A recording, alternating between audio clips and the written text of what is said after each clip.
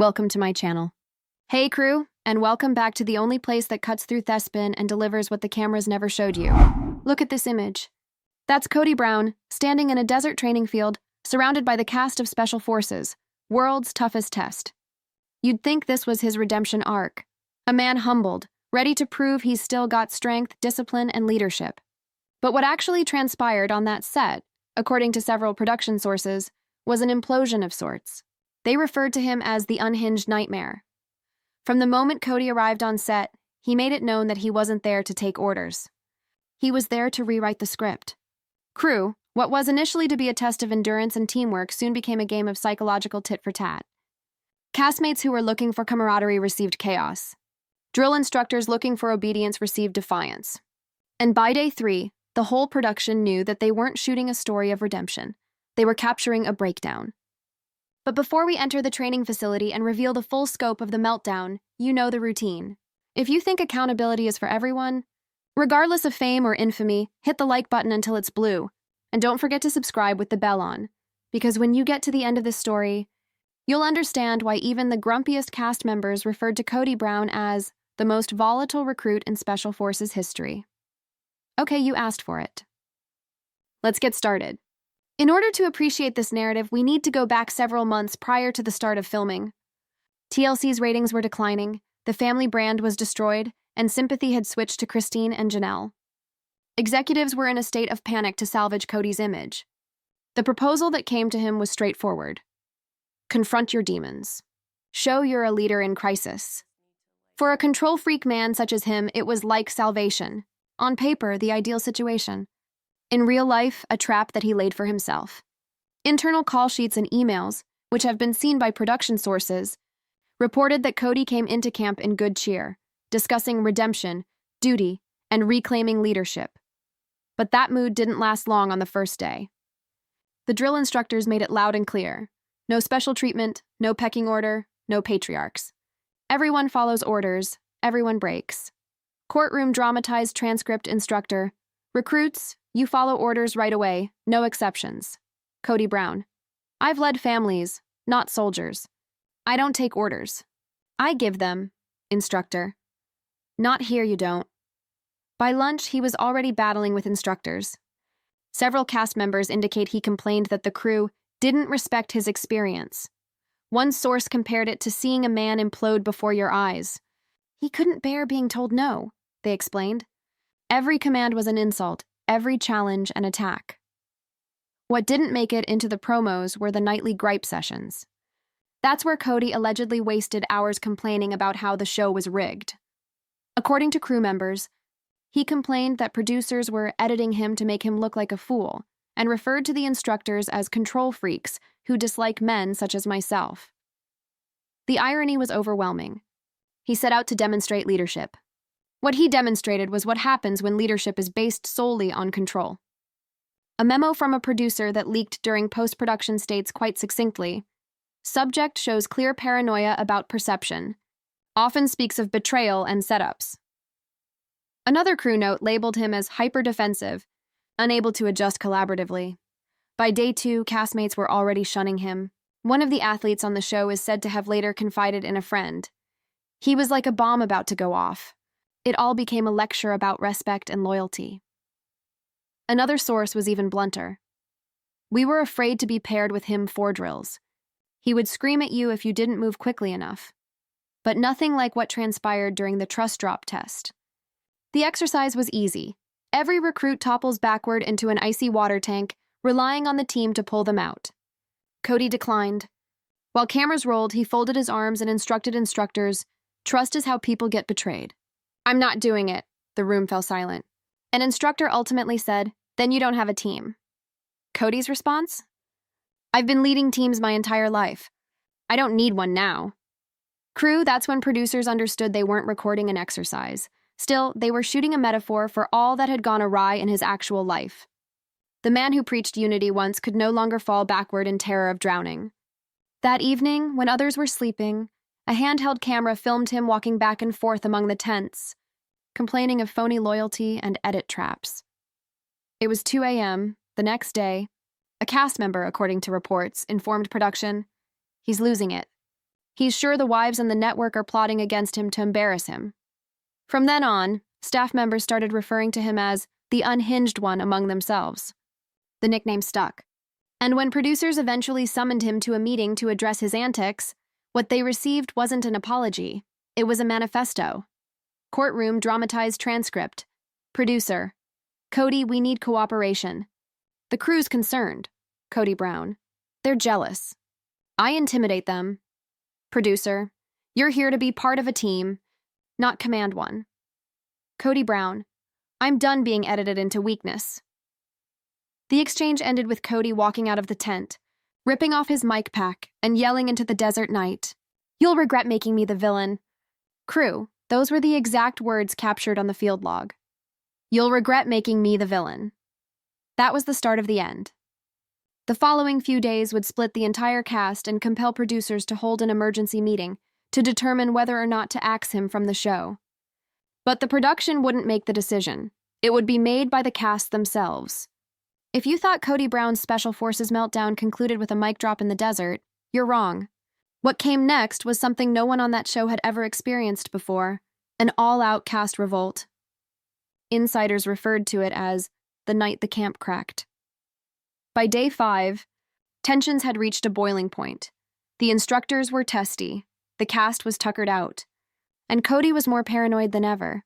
Production logs recount him pacing the boundary of the camp, talking about edit conspiracies and false leadership narratives. He claimed that producers were laying traps and other cast members were sabotaging him for screen time. "Staff," says one insider, "it wasn't mood swings. It was complete psychological breakdown." He didn't sleep. He didn't eat.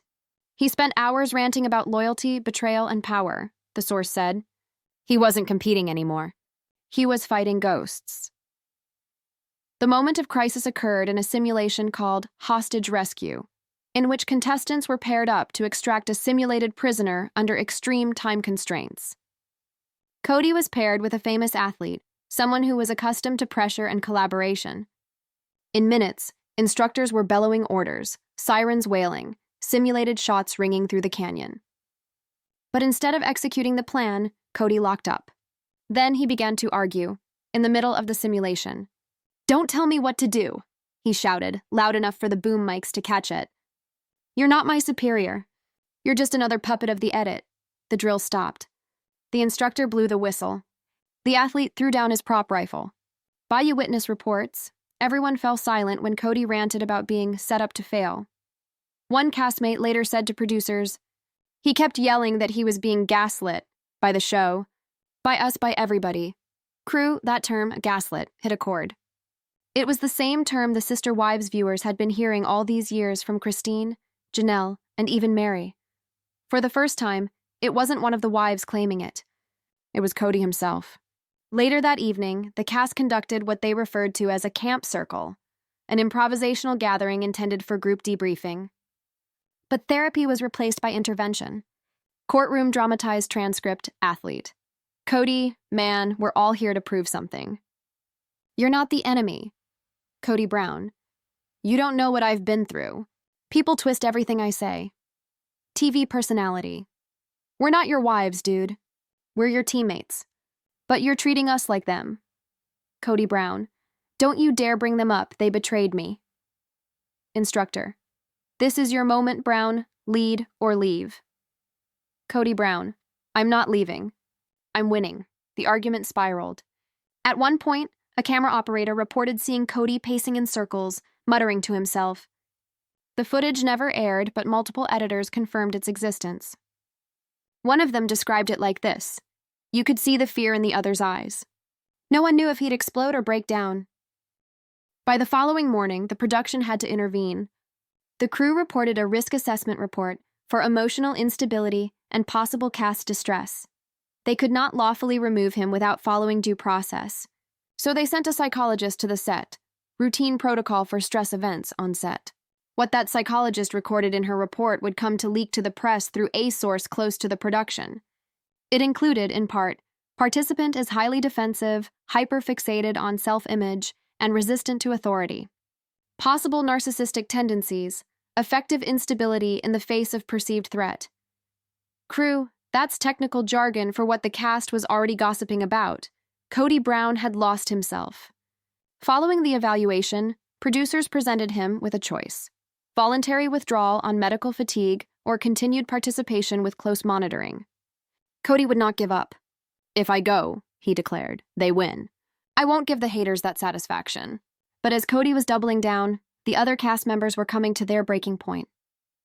Rumor made its way around camp that one of the contestants, a reality television veteran, was submitting an official complaint to production. In her complaint, she characterized Kody's behavior as psychologically manipulative and emotionally unsafe. In the production office, a whiteboard posted all the ongoing scenarios. Under Kody Brown, employees had marked a red X, indicating "watch closely." 4 scenarios in 5 days were the count by that night. Crew the revolt started quietly.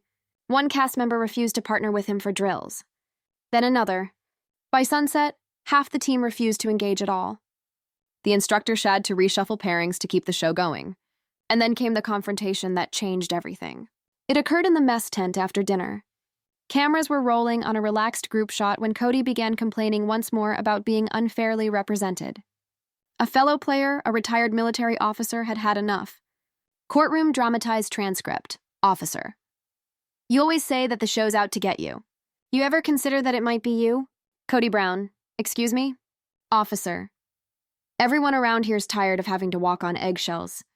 You speak of respect but treat everybody like subordinates." Kody Brown: "I'm a leader. I've always been one." Officer: "No, you're a dictator. And dictators don't last long here." The tent fell silent. Kody blushed. He slammed his cup down and stormed out, yelling, "You'll regret this!" The tape was incendiary. But before the producers could decide if they should air it, something else occurred. Something that put the network on edge. A crew member discovered Kody outside by the equipment shed sobbing. He explained to them, "They're trying to break me like my family did." It was the first show of weakness anyone had ever seen from him all week. But for producers, it wasn't a redemption moment. It was an asset. By morning, there had been a decision behind closed doors. If another incident happened, Kody would be removed from the show. Crew, that last accident would come sooner than anyone anticipated, and this time, it wouldn't merely end his involvement on Special Forces. It would reveal a side of Kody Brown that even TLC had tried to conceal. When we last checked in, the camp was split, the production crew was nervous, and Kody Brown was one reprimand away from being shipped off. What ensued wasn't merely the last straw. It was the point at which his whole TV act broke down in front of our very eyes. The day started as usual. Icy gusts, sand striking the tents, cadets marching towards the obstacle course with stiffened shoulders and empty eyes. But the instructors were no longer concerned with stamina. They needed harmony. That's why they orchestrated what they referred to as the chain drill. Each member connected together by a single thick rope, each one depending on the others to move in rhythm. To most, it was symbolic, a test of trust. For Kody, it was an ambush. For 2 crew members who were on set that day, Kody would not hold the rope correctly. He kept attempting to lead, one explained. He'd bark out orders, instruct others where to step, even though the instructors were yelling commands. It was like he couldn't turn off the control instinct. In a matter of minutes, the structure crumbled. Everybody crashed, sand was airborne. The rope became knotted.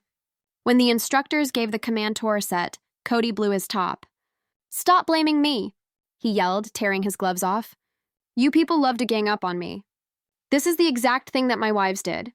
One of the other cast members yelled back, "This ain't about your wives, man. It's about teamwork." Kody spun on him, eyes crazed. "Don't lecture me on teamwork. You've never had to lead a family out of betrayal." Crew, what followed was picked up by at least 3 cameras. Kody stormed ahead, not to battle, but to be in the man's face. He poked a finger at him and yelled, "You think you know what loyalty is? You don't know anything about loyalty." The instructors moved in at once, pulling him back as the others stood in shocked silence. One of the camera operators leaned over and quietly said, "We just captured a public breakdown." The producers had an emergency meeting that afternoon. A transcript from the session, leaked months afterward, is as follows. Producer 1, "We can't continue to shoot this way." Producer 2, "He's isolated the entire group." Showrunner, "Network already anxious about what they're seeing. If he remains, it's a liability. But whereas the crew was arguing over how to proceed, Kody was in the medic tent, raving at a nurse that they're twisting everything. Same as TLC. The nurse's report, subsequently encapsulated in internal reports, stated he exhibited heightened paranoia, distrust of authority, and preoccupation with image control. That night, the situation escalated again. A camp cook overheard shouting near the equipment tent, Kody arguing with one of the producers. Witnesses claim he demanded to see the raw footage. "You're going to cut it to make me look insane," he said. The producer reportedly told him, "We're just documenting reality, Kody." Kody's reply? "Then reality's about to get ugly." Cast, this is where the video gets shocking. Info footage never seen but corroborated by several insiders. Kody hurls a water canteen onto the sand, yelling that he's done playing puppet. He rips off his mic and yells in the direction of the cameras, "You can't break me. You broke my family, but you won't break me." Security had to take him to a different tent. The other cast members were sitting in stunned silence. One of the contestants whispered, "That's not a man under pressure. That's a man haunted." By morning, production had made their decision. Kody Brown was being cut from Special Forces, world's toughest test. Officially, they cited medical exhaustion. Unofficially, crew documentation terms it unmanageable volatility. When producers broke the news to him, Kody apparently gazed for a few seconds before uttering, "You're making a mistake. When this airs, the world will see I was right." Courtroom dramatized transcript, producer.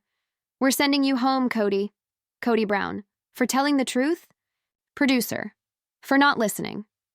Kody Brown. "You'll regret this." "I'll make sure of it."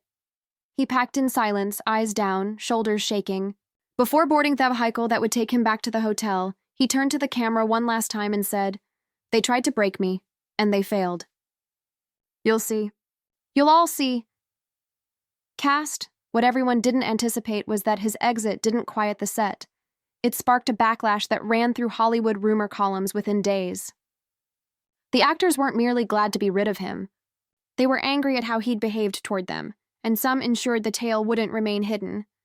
Less than a week after the cameras stopped rolling, private cast group chats were leaked to entertainment journalists. In one, a famous celebrity posted, "He was crazy. He intimidated people. Nobody could speak without him turning it into an insult." Another chimed in, "It was like observing a cult leader without his performance attire."